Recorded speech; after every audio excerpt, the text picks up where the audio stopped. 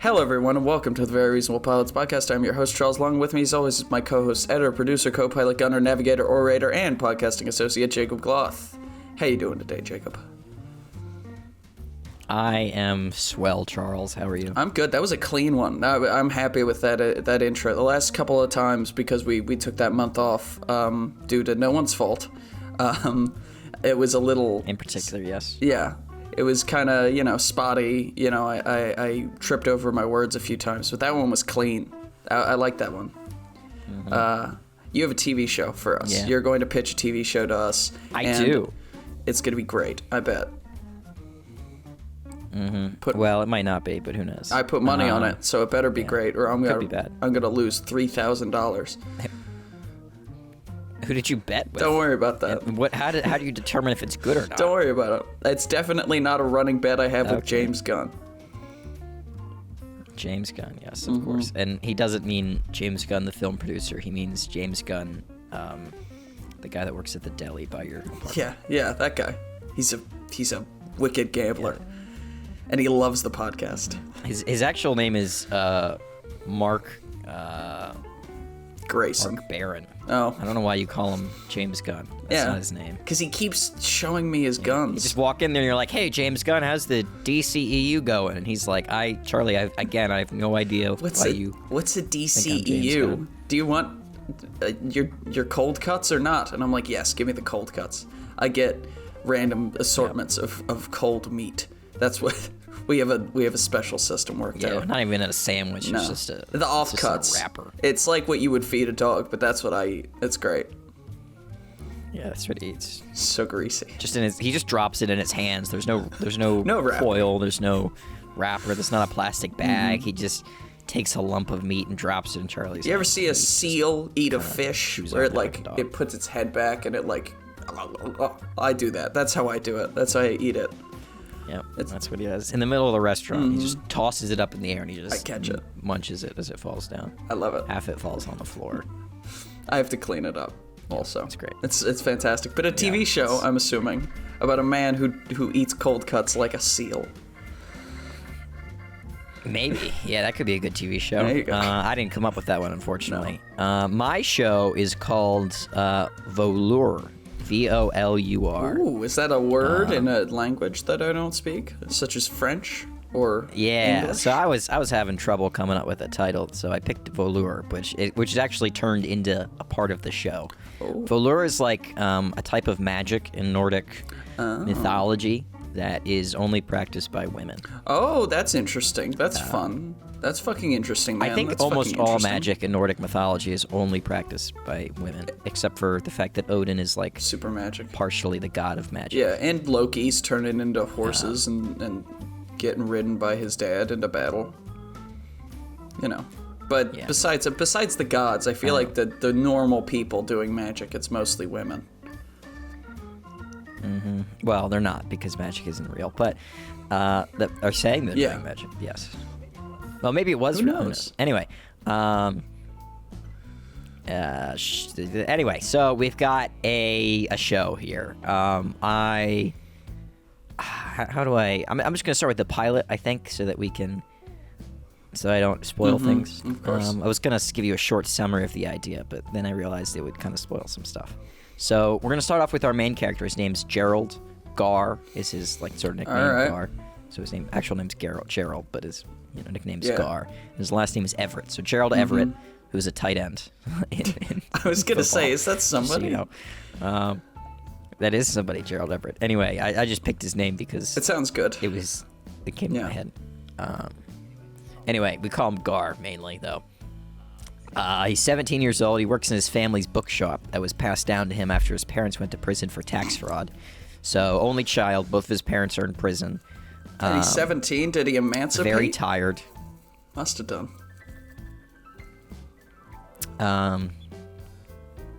He's I don't know. So anyway, he has the bookshop. He basically works on that all day, and he goes to school, but he gets a tutor because he can't actually go to school, so he just goes to his tutor. But we'll get into that in a second. He's left school only recently. So, his parents only gotten put in prison in the last, 2 years. So he's working on his own in life. He's not really used to it yet. Yeah. He's just sort of struggling with it. Uh-huh. So the pilot, Gar starts his day face first in a pile of books in the cellar with all the storage and old books around him. He almost knocks over a creaky shelf, but settles it just in time. He looks at the clock, panics, and rushes up the steps into the bookstore, where Ted, an older, frequent customer, is already browsing. Gar asks Ted to watch the shop, and is like, watch the shop for me, and don't go downstairs. It's a mess. And runs out into the street, stretching and putting a jacket on. As he's doing this, he's got sort of like an inner monologue going in his head, going about how dumb he is, how he's thankful that, Ted is going to be able to watch the store for him, how he, should have set an alarm because he's going to be late. He tries to use a scooter, like, those electronic scooter I hate those things, yeah. God, like Lyft scooters or Lime. There's a bunch of them, This is in Denver, by the way. Okay, modern day, I assumed.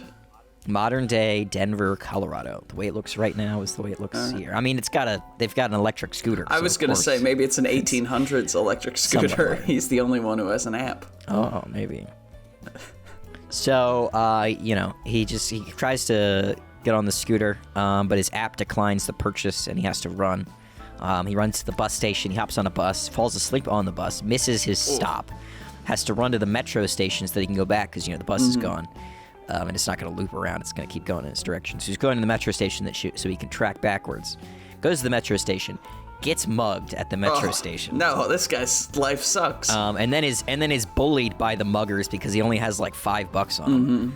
Because the guys are like, oh, this guy's fucking poor. And he's like, I mean, yeah, dude, on the metro. Barely reaches the testing center. And outside his tutor is there, Sylvia Stroud. She's in her late 20s. She asks him how it went because he shows up in a way that kind of looks like he's coming out. Yeah. But she's, at the entrance, he's like, I went well. And she's like, I know you didn't make it in time. Maybe he walks in as like all the students are leaving and he's just like enveloped by this mob of students and then he bumps into her. Yeah. How'd it go? Went well? You're a fucking liar. Yeah, it went great. They're great.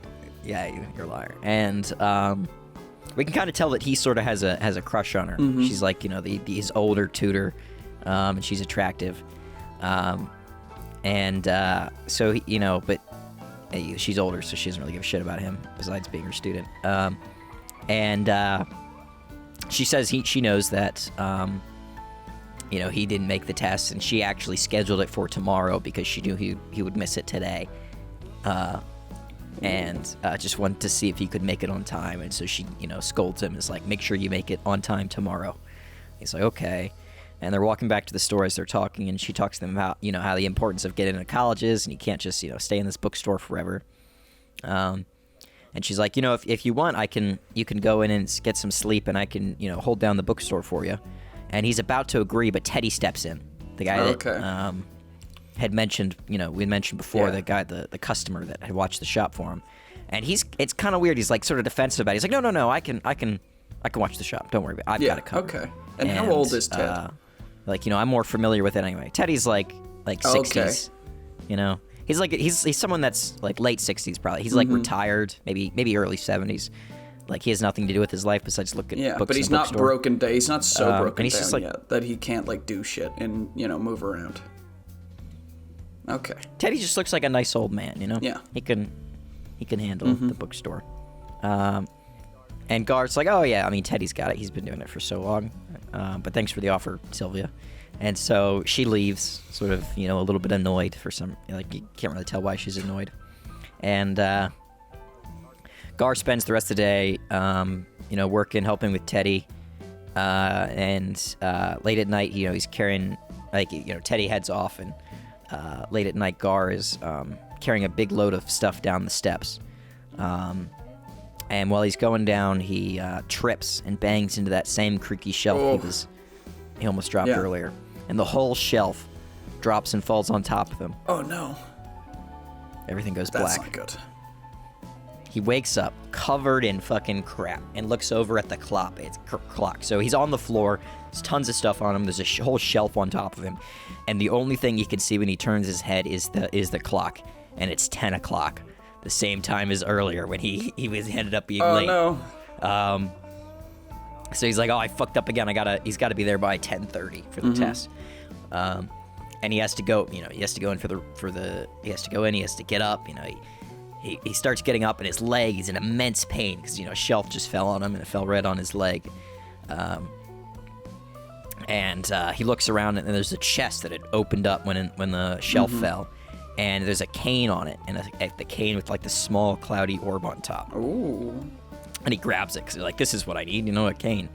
And uses it to help himself up the steps and onto the street. And he sees Teddy, who is like awestruck when he sees him. It's kind of confusing. And Gar's like, hey, can you watch the store? You always, you said like whenever I need you.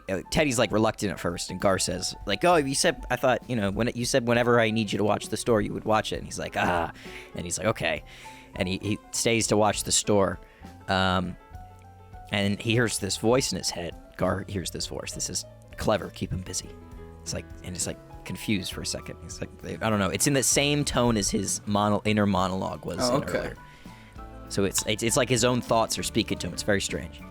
And so Gar goes out into the street and tries to use his scooter, and it doesn't work. And in anger, he bashes it with his cane, and it powers up. And he's like, okay, I guess that works. And he rides down the path in this electric scooter that's now working. And it's working fine at first, and all of a sudden it's like tearing off in its own direction, and he has to jump off because it won't no matter how much he turns it won't turn the way he wants. It's like going and it's like it has a mind of its own. And he jumps off and he runs along, reaches the bus station. He gets on the bus, and he sits down on the bus, and he's like he falls asleep, because he's still so tired. And a voice wakes him up. He's like, get up, this is your stop. And his eyes pop open. He rushes off the bus and he looks around, and it's the museum. It's not his stop. He's like, fuck, this is, I'm such an idiot. Like, I got off at the wrong stop. Why am I so stupid? He gets, runs along. He's going to the metro station to see if he can, get to his test on time. He gets there. It's the same group of buggers. And this time they're like, well, maybe he's got money on him, this time. He had $5 last time, but maybe he filled up his wallet again, so they're going to mug him. And as they're talking to him, he like sort of clicks the staff against the ground because he's scared, and like this flash of light and these sort of like ghostly stuff comes from the orb of the staff, like this purpley sort of like mist, and all the men start apologizing. They're like, oh, I'm sorry, and they're like wiping off his coat, and they're like, oh, you need some help getting to the museum. And he's like, no, I'm not going to the museum, I'm going to the testing center. And they're like, no, you're going to the museum. And they like sort of grab him by his shirt, and they're like, pick him up by the shoulders, carry him. And he's like, no, and he like pushes away from him, and he hops on the train just as it is about to leave. And they sort of like bang on the train door, and then it goes away. So he escapes. And he reaches the SAT place. He gets in on time, barely, sitting down just as he has to. Like it's going to start in like 5 minutes. He takes the test. The whole time he's taking the test, we're probably going to go through like a montage for this because we don't want to actually see a kid sit down. No, and take the test. a full that'd be great, 2-hour episode of him just taking the test. Of him just taking the SATs. So that while he's doing it, he's hearing like this pounding voice that is like his own voice in his head that's telling him he's an idiot, he's a dumbass, he shouldn't, he should just do what he is told. He's like the worst person in the world. He's such a, you're never gonna go to college. He's an idiot. His whole life is worthless. Yeah. So that's a great thing you want to be hearing. My internal monologue. Yeah, we get it. That's what it's like for everybody. And he gets out. He finishes the test despite all that, but it probably didn't go well. And he's kind of distraught as he's leaving. And Sylvia's there, and he's like I'm sorry. I don't feel like I did very well. But she doesn't seem to care at all about the test, and she's being very nice to him. And she's like, oh, we should go out to dinner. And I forgot to mention, on the previous day, Gar asked her if she wanted to go out for dinner, and she just brushes him off like no. He's just. Because she's an adult. He's 17, she's 29. He's asking her out on a date. It's not gonna work out, man. And Gar's kind of excited, but something feels off about this. and the voice in his head that he heard earlier is now kind of like garbled. So it's very cloudy. It sounds like it's way off in the distance, and you can't really make out what it's hearing. Mm-hmm. So they go to dinner, and it's it's going all right. It's weird. They're at like a nice restaurant. She's like all dressed up. He's still in his same SAT outfit. Yeah. Whatever he wore for the SAT. A torn jacket, a sweatshirt or something. Yeah, a torn jacket because he had a thing fall on him, and I'm assuming there's still like dust and the stuff from the books still on his like jacket and in his hair and stuff. He's like, what? He's very much a mess, and she is very put together. Yeah. And she just doesn't want to talk about anything that she wanted to talk about before. Nothing to do with like the test or tutoring or anything. And the whole dinner is very strange, and he keeps hearing this garbled voice, and the garbled voice keeps getting it's not louder, but it just like won't stop. It's kind of like he hears like static in the background. Yeah. Like sometimes if people don't have their mic set up right, you hear like a constant shh, like in the background, or like the TV static sound. That's kind of what he hears, just like in the background. It doesn't really make any sense to him. He can't really understand why he's hearing it.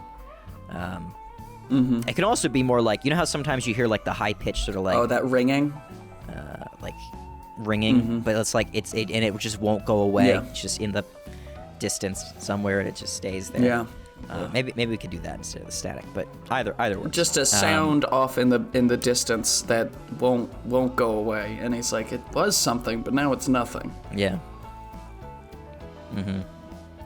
And they're sitting next to her. She puts her hand on his leg, and she's sort of trailing her hand up, and then she grabs the head of the staff, and the voice that he heard, the ringing. As she's moving her hand, closer to him, the ringing is getting louder. And when she puts the hand on the head of the staff, that he like, or the cane that he has with him, he like the high pitched like noise or the static, it turns into like a very loud scream, kind of like a very angry but pained scream of like an older man. Yeah. And this causes Gar to panic, and he grabs the cane and he goes to the bathroom. He's like, I'll be right back. So he's like both kind of flustered from this girl that he likes. Just touched his leg. That getting this attention, and also because he just heard this loud screaming. It's like there's a lot of confused emotions going on in his head, right? He's 17 years old. He's got a life experience, and also he just heard a loud, high-pitched scream in his head. So and he might also have a concussion. Going on for him. There's a lot going on with this guy right now. Yeah, also that too. There's a lot going on with this guy. And so he gets in the bathroom, and he notices that the staff, it used to be very clear before, but now it's like really dusty. And he's trying to wipe off the dust from the staff, but it won't come off. And he like keeps rubbing on it, and he's like using toilet paper to rub on it first, and it's not working. And then he uses his finger to do it, and he gets off a bunch of the dust, but it like burns his hand, his finger. So like his, when he uses his thumb to wipe it off, and the dust like burns his finger, and it hurts. But now there's like a tiny little piece of it open. And outside the door now, Sylvia's there banging on the door, going like, "Are you okay? Is everything fine?" And as she's talking, the dust starts covering it more and more, and it's in the high pitched sort of sound gets drained out again. And he's like, there's something to this that's weird. And she starts beating on the door, and it's kind of like in a violent way now. Yeah. And he panics, and he jumps out the window. And he jumps out the window, and he as he does, he wipes the dust on the thing with his full hand, and he gets off a ton of the dust, and the glow is clear again, and then a very clear voice of an angry old man yells at him to run. Like the sound is in his head, and that's the end. I was gonna say that sounds like the end of an episode. Just run.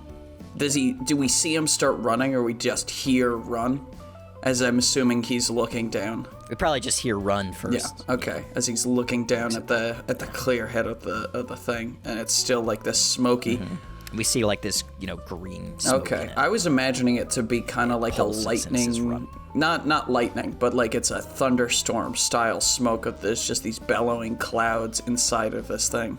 Yeah, we can. And do it'd be that. like, how is it doing that? But also, you're like, it's pretty cool looking. They could probably get some chemistry to do that. I don't know, lava lamps and shit. You know? Yeah. Yeah, or CGI could do it. No, I just mean within the world. Anyway, he would be yeah. like, that looks weird, but chemistry's weird, so it could work. yeah, this could work. And we could sell it. Toys, come on. You gotta think about the merch, bro.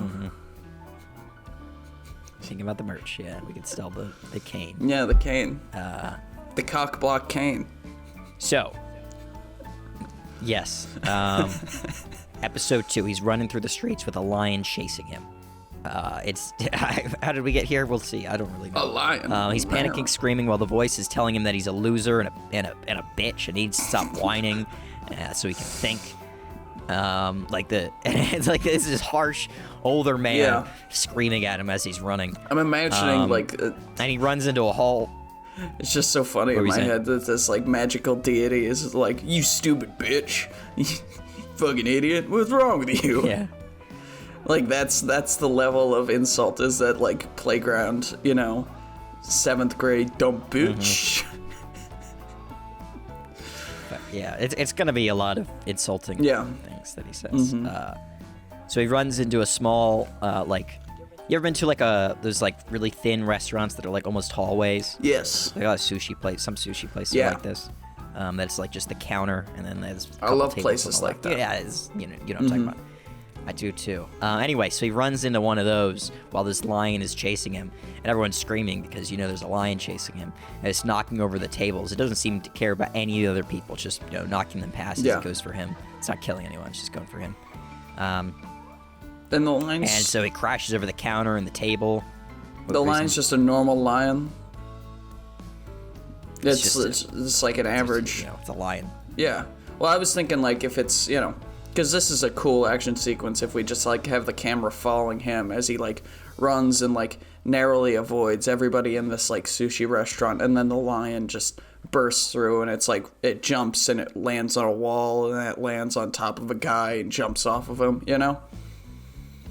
But I'm not sure if a regular lion could do that, or it'd have to be a magic lion.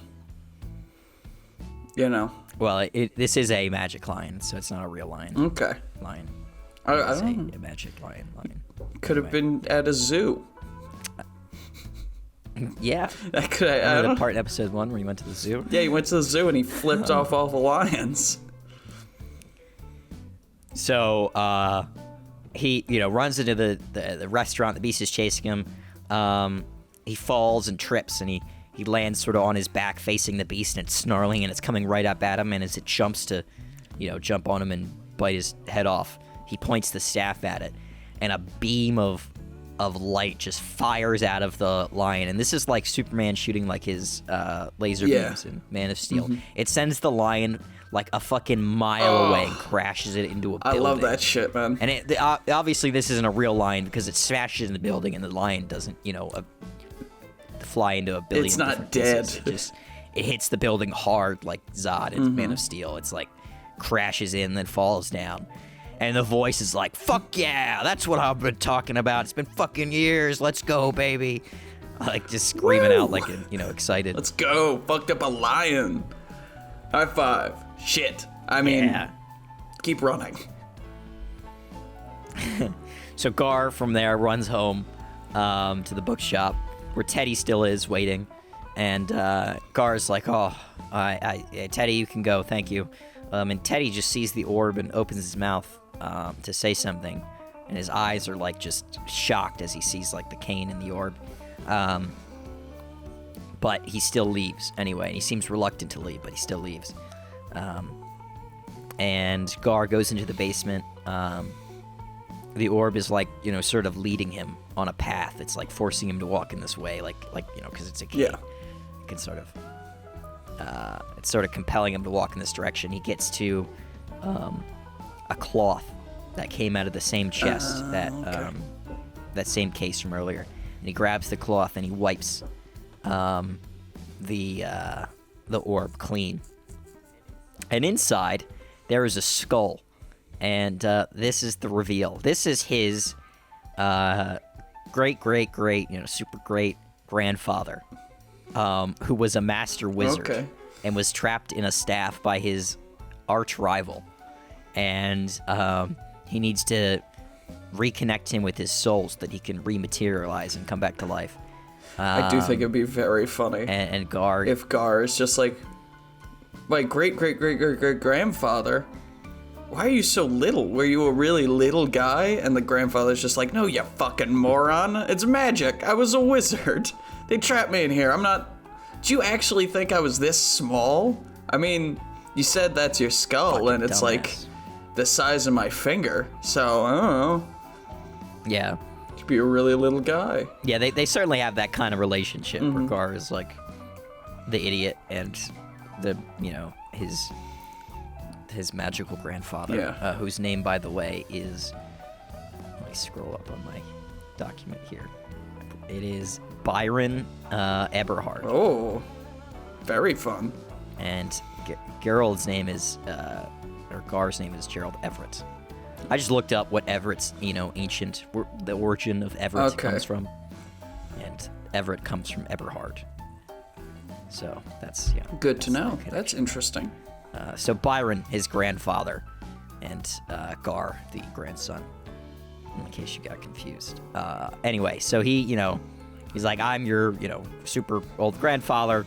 I was a master wizard, and you have to, you have to save me. And he's like, does this mean I'm a wizard? He's like, no, it doesn't at all, actually. I went to school. I have a master's degree. If you were a girl, yes, but unfortunately, you're just a guy, so you don't actually have any magic. And he's like, but why do you have magic? He's like, well, I was born before they changed the rules, so, back, way long ago,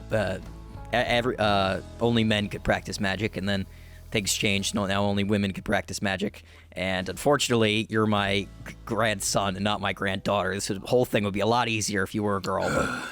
This is... But your fuck-up parents. Very inconvenient. If only your mother wasn't in freaking prison for tax fraud. We could make a new one. Maybe. Be fine. Maybe we'd be fine. Hey, go...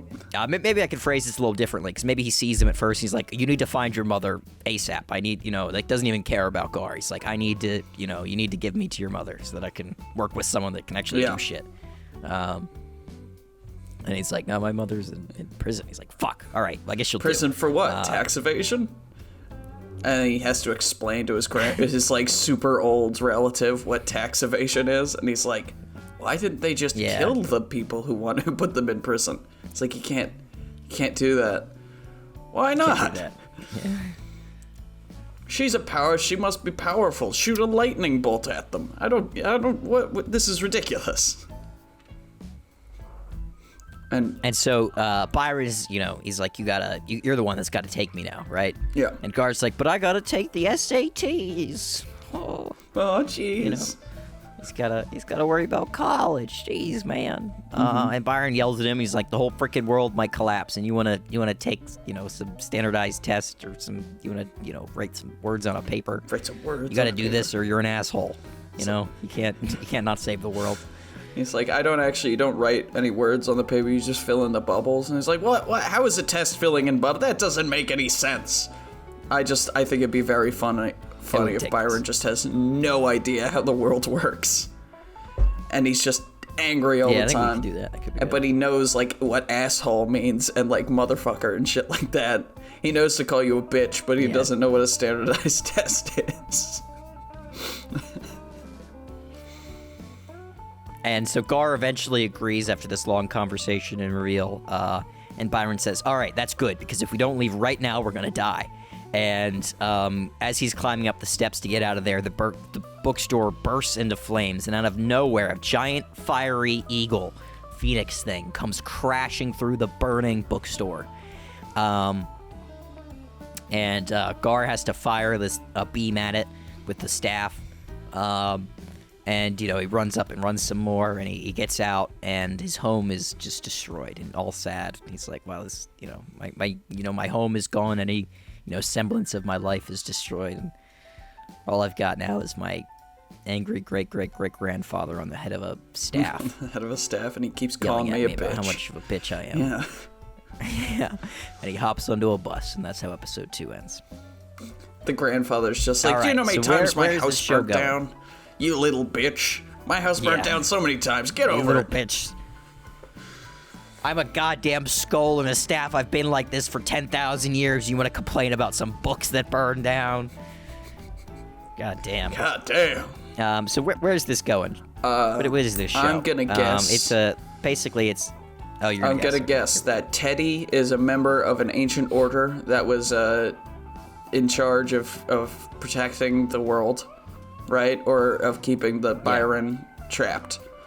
And the tutor is some sort of like I'm assuming this is like, because you said it was Nordic, mythology, like Viking shit. I'm assuming that the tutor is like a sort of a Valkyrie sort of situation. And she wants the power for herself. But I don't know how the world's gonna end, so enlighten me. If any of my guesses were close, I'm happy. Okay. You're right that she wants it for herself, but we're going for a little bit something different there. So basically the show is them traveling around the world trying to find his grandpa's soul, battling the certain beasts, we'll get into it in a second, and finding his old nemesis, whose name is Versin Armand. Now, the twist with Versin Armand is like, the classic is, his ancient nemesis that turned him into a skull. Okay, was it like, was that his, somebody he mentored and, he wanted to get some dark power and Byron was like, no. And, or his brother, he's like, don't do or that. like, his husband, his husband. Or they both like the same Exactly. woman. Yeah, and it's that one. It's that they both like the same woman. So Versin Armand is Byron's ancient nemesis who trapped him in the staff for stealing his wife. This is a Troy scenario, though, so it's basically the same exact story as Troy, except for a couple different changes. So Armand is the king of Sparta, right? Who is married to Helen, and Byron is like the neighboring wizard. He comes over. He's Paris in this scenario. And the way Byron tells the story to his great-great-grandson, to Gar, is basically the same as Troy, that I fell in love with the girl, and we decided to abandon her husband because he's a terrible person, and we ran off together, and then he came, and in this scenario, Byron protects her and so that she can escape, and then he gets captured by Versin Armand and gets turned into a little skull and put in a staff and separated from his soul. So his consciousness and his soul are separated, which doesn't allow him to materialize. Maybe he's like... So because he's such an ancient magician, he can't be killed, but he can be separated like Maybe this. he's like, and then my staff was passed down, through many people over the centuries, but I'm only able to the only people able to unite my soul and my consciousness are my family. So, that dick Homer stole my story. He made all sorts of money on it, and he just kept me in a closet for 40 years. That guy's an asshole, and all sorts of fun stuff like that. He's like Napoleon Bonaparte. What a short king, or whatever. He probably wouldn't say that. Well, he missed that because he's trapped in the staff. But the Troy thing, the connection that I was going to go for, instead of doing the classic, which is saying that, he stole the story, Byron's going to be like, oh yeah, well, I mean, that happened before us. It's just, it was kind of similar, and I guess their story is a little bit cooler than ours. Because Achilles, by the way, really cool guy. Besides the fact that he's kind of absolutely fucking but, cool yoked. because he's good at killing He's so people. good at killing people. Jacked beyond belief. Dude is definitely on the roids, magic roids. He was so cool, that guy. I got his I got his autograph one time. Lost it somewhere, but don't worry about it. And it will get revealed later because we're going to meet Versin Armand, who now goes by Carwin, and he lives in the Welsh countryside. And Versin Armand is going to reveal that Byron just kind of stole the sort of empathetic view from Troy the story of Troy. That's not really what happened, or at least what Vercingetorix says. Well, that's not really what happened. And he says that Byron, like, literally kidnapped his wife and stole her, and he came back to, to save her, and to punish Byron, he trapped him in a skull.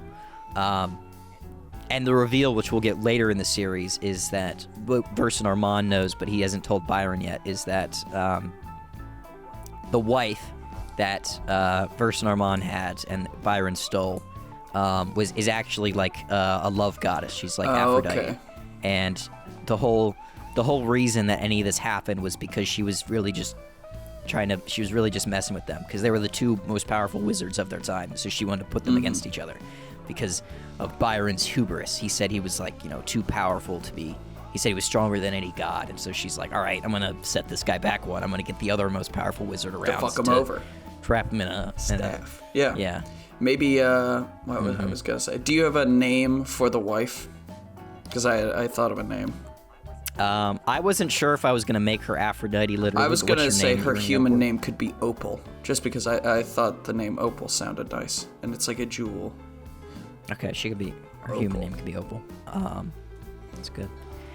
So Vercingetorix, sort of personality-wise, he's like Gandalf, sort of witty but grave and can be dark at times. And he's like kind of just like a sweet man that lives in the countryside. He's not really bitter about this at all, and Byron's super like old and angry and bitter. So Gar kind of likes him a lot. And he doesn't have any problem with Byron being, reconnected with his body and soul. He's not really upset about it anymore, and feels bad about it because he learned that he was trapped, he's tricked by a god, and so he sees it as like, oh, Byron can get back, but I'm not gonna be the one to do it, because I feel like he's gonna want revenge. But I don't have any problem with someone else. Somebody else cares about him enough to do it, that's fine, but I'm not gonna do it because that guy was an absolute douche. Yeah. Always calling people bitches. We didn't even know what that word meant, but he was just like, you dumb bitch. It's his catchphrase. Yeah, always calling. It's very rude. Yeah. Very, very rude. And he'd also be like, it was 10,000 years ago, man. I got over it. It's fine. I lived a good life. I'm imagining he's if Sean Connery were still alive, he'd be like a Sean Connery type. He's just an old man sitting on a bench or like in a park, feeding the ducks, smoking a pipe, right? And he's just like a happy-go-lucky old guy with a cane. Maybe it could be like mirror canes, That would be cool. And his cane is like, instead of dark and stormy clouds and a skull, it's like not an actual sun, but it could be like a miniature like thing of light that illuminates, and it's like, oh, that's nice. This guy's nice. You're a dick, Byron. Yeah. Yeah. So the main antagonist of the show, Vercingetorix kind of seems like he's the antagonist for like the main antagonist for most of the show, but the actual central antagonists are, you were right. One of them is his tutor, and also Teddy is also one of the antagonists because they are the four beasts from like biblical, like Judeo-Christian mythology from Daniel's dream. So the first one, which is the tutor, she in the description in Daniel's dream, she's the first beast, and she's like a lioness and has the wings of an eagle, and she's meant to symbolize in the dream, she's meant to symbolize Babylon, like the kingdom of Babylon. Babylon is one of the beasts because they fucked over the Jews in the Bible, and so they got some bad PR. But essentially, so she is very clever and beautiful and very fond of convincing people with, or seducing opponents to sort of get them on her side. So she has the powers of persuasion. But her weakness is that she can be defeated somewhat easily in a regular straight fight. She's probably the weakest physically out of the beasts, but she doesn't have to fight. She's the most cunning. Persuade you. Yeah. Yes, the most cunning. She's like the schemer, the strategic one. Like Odysseus, if this was Troy, she'd be Odysseus, and one of the other beasts would be Achilles and Achilles and all the other guys. I don't remember. Okay, so you get the idea of her. And then another description of one of the beasts is a beast like a bear with 3 rows of teeth. This is Persia in the Bible. Very strategic, I'm going to say as well, strong. But its problem, I don't know if you knew this about ancient Persia, is that one of their founding principles is like people shouldn't tell the truth. They should always be honest. So his weakness is that he can't tell a lie. He's very honest and he can't break a promise. Okay. And so he's Teddy. And so Teddy is very strong. He's a very strong beast that can, it wants the staff too. Why do they all want the staff, by the way? It's just, that's Byron's consciousness in this, in the staff, in the cane. And they all want to absorb his knowledge because these are all siblings and they all want to kill each other. But they can't because of an ancient pact. And the only way they can break the pact is it's like a literal physical object, this pact, and they need to become strong enough to destroy it. And they can only do that if they absorb the consciousness of Byron in his weakened state, because they can't tape on Verson Armand because he's, a fully powerful magician. Also, he's in hiding. But, in his weakened state, they could absorb Byron's consciousness and kill him and use it to kill each other. And so did Teddy and the tutor know that, Gar was connected to the staff or the cane in some way? And so they're just kind of waiting? The reason, Okay. The reason that they're there is because, so Teddy can't, this is the reveal that we'd get later in the show, is that Teddy can't break a promise because that's his whole thing. That's his weakness. He can't break a promise. He can't tell a lie. He has to be honest. And long ago, he made a promise accidentally to Gar that he would watch the shop whenever he needed him to, and wouldn't go downstairs. And so he can get in the shop. He's right there next to the staff, but he can't go downstairs. He physically can't. And if Teddy watches him, or Gar tells him to watch the shop, he has to go watch the shop. And so we'll have later in the show this big fight between them, and Gar's going to be losing, and he's got nothing back, and that's when he's going to remember, he's going to figure out that the weakness is that he can't break a promise, and he's going to tell him to go watch the shop, and before Teddy can kill him, he's going to be like, oh shit, and he has to leave the fight. And I'm assuming he'll be in enormous 3-teethed bear mode at this point. I'm imagining that there'll be a transformation scene when we discover all this, and he still talks in Teddy's voice, but it's kind of deeper and bassier and scarier. And so I just think it would be such a funny visual if he has to trudge back to the store in bear mode, and there's just a giant monster bear behind the counter being like, 3 more hours until closing time. This sucks. I have the worst weakness. And the reason that, because the Sylvia, she doesn't have this constraint of not being able to, go down the steps and take the staff. Yeah. The reason she can't is because of Teddy's there, and he won't let her. Yeah. So he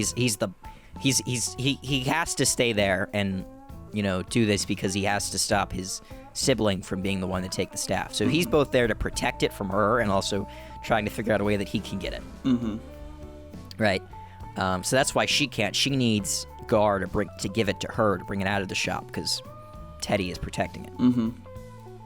And they're the only 2 siblings, the only 2 beasts that know where the staff is at this point in the show. Okay. And later we're going to get the other 2 beasts because there are 4 beasts in Daniel's dream. So there were 4 beasts in this show. And so the third beast is it's described as like a leopard with wings and 4 heads. Oh, that's cool. So cool. And this beast in history is Macedon. So it has overwhelming power, but its attacks are kind of all in one giant blow, and then it kind of has to rekindle its power. Okay. And its weakness comes from its central head. It's its weakness and its strength.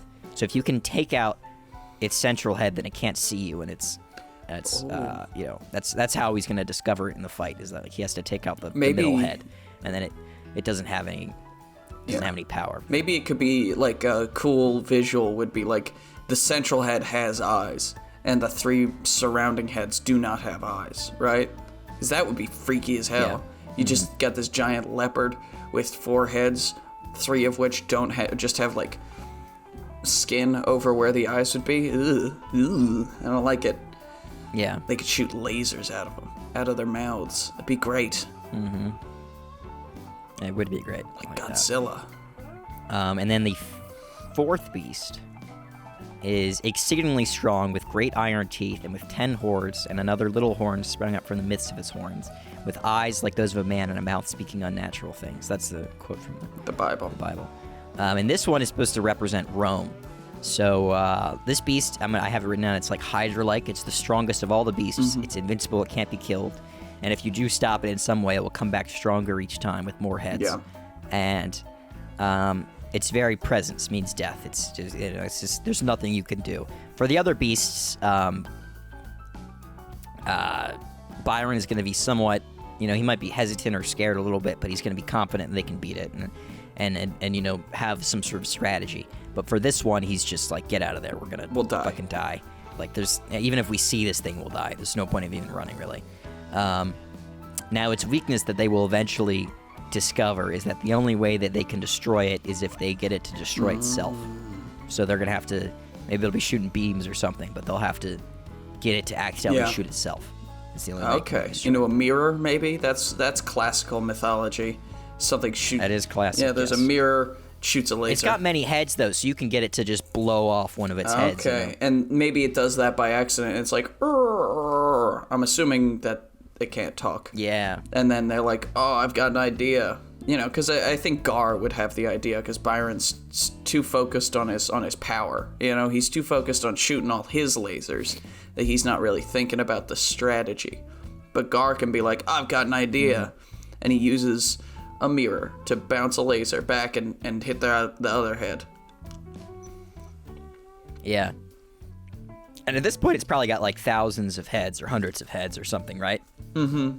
And so after he gets it to destroy a couple, I think it should delve into like a civil war of heads, and they're all fighting each other. Yeah. That would be a cool visual of all these. Like after a while, at first it's like okay, fine, one of my heads dies. But after it's killed a couple of the heads start thinking the other heads are doing it on purpose, and we have like this massive, giant dragon-like beast with all these horns and heads, and it just starts fighting itself. That would be great. I like that a lot. Wait, I have a question. Mm-hmm. And this is just for the number of heads. How many times was Julius Caesar stabbed? Was it 52 times? Or am I making that up? I think it was 52 times. You should have 52 heads. Do a little thing for the Roman nerds. How do you not know that? You're a nerd for Rome. I don't know. You love Julius Caesar. I would say I'm a Roman nerd. No, I like history a lot, and Rome is a part of history. Rome's a pretty big part of Western history. Yeah. All right. Well, I like that a lot. So, I'm more interested with like the Roman Republic, as my show is Res Publica. Yeah. Don't you know? Season 5. Is it 4 or 5 coming soon? 4, I think. Okay. We've done 3 seasons. Season 4 coming soon, everybody. Watch out. It's going to be great. So, the way this show will eventually end. Actually, I don't know if I should tell you that now. Think about it, because I might save that for the next Yeah, I was going to say, are you going to do a part 2 of... What was the name of the show again? Volur. So Volur. All right, Volur. All right. Volur. I could just give you the end, I think. Okay. I mean, That's it's fine. okay. I don't have to do another episode. So the end, where the show is going, is that eventually... he will find his grandpa's soul and reconnect it with the body, and they'll have the big fight with the fourth beast, right? Mm-hmm. That's how it ends. And during the fight, the way that they,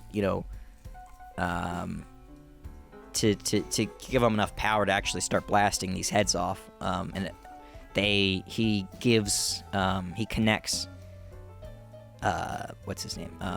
Byron's body with his soul with his consciousness, right? But he has himself been hit in the fight. So it ends with like the fighting ends and the battle ends with the monster's dead. Byron has been reconnected with his body. He's rematerialized himself, but he realizes that Gar has been hurt, and it's like he's gonna die.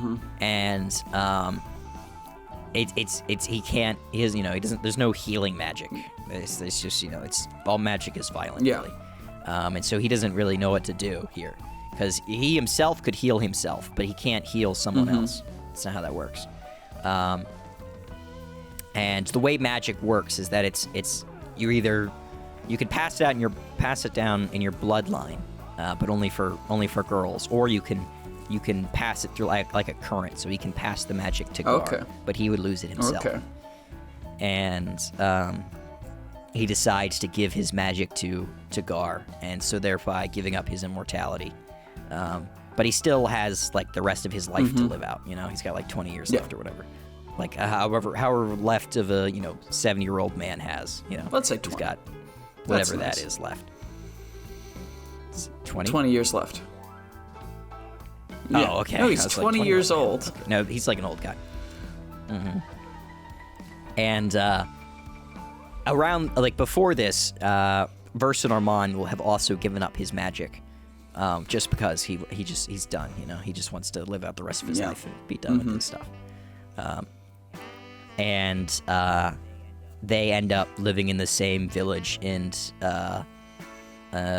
Wales, kind of near each other, and arguing about your rose bushes are going onto my lawn. God I knew that was gonna. I was so waiting. I like the idea of this sort of this angry, ancient wizards that kind of live next to each other and have this huge argument, like this huge, nemesis streak between them, but they just spend their lives kind of arguing about mundane things. But they're kind of also best friends, like almost a Homer.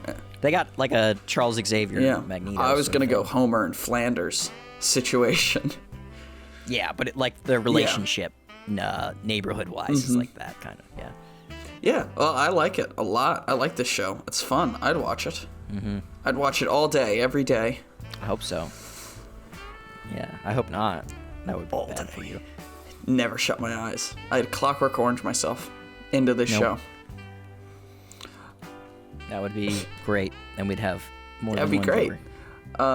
Because you watched it several times. Yeah, I liked that a lot. And how long are you thinking each episode would be? Is this an hour? Episodes. I feel like the first episode would probably come around to 30, 45 minutes, somewhere around there. Yeah. Should probably end up like that. Okay. Prestige television. Something like that, I think. Yeah. It would be prestige television. It's I was trying to make a sort of like a Percy Jackson sort of thing, because they got their show coming out soon, So I was like, I should do something similar. I'm thinking it's and that's this is like my Percy Jackson. Yeah, it's very much Percy Jackson meets Good Omens, I would say, in tone and scope, right? That's how I've been thinking about it. Any casting? You have any people that you would cast? Oh, do you want me to cast us?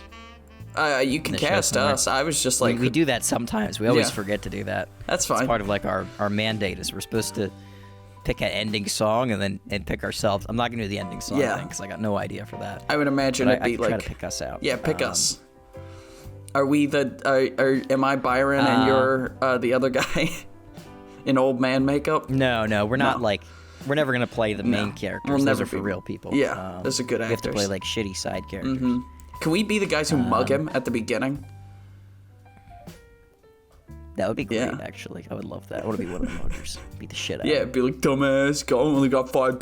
What are you, stupid? Yeah. Idiot. Kick right in the ribs. Fucking Gar who came up with that shit, you fucking idiot. That would be my line. I'd bash his head. Yeah. And the joke is that I came up with that name. Hardy har. All right.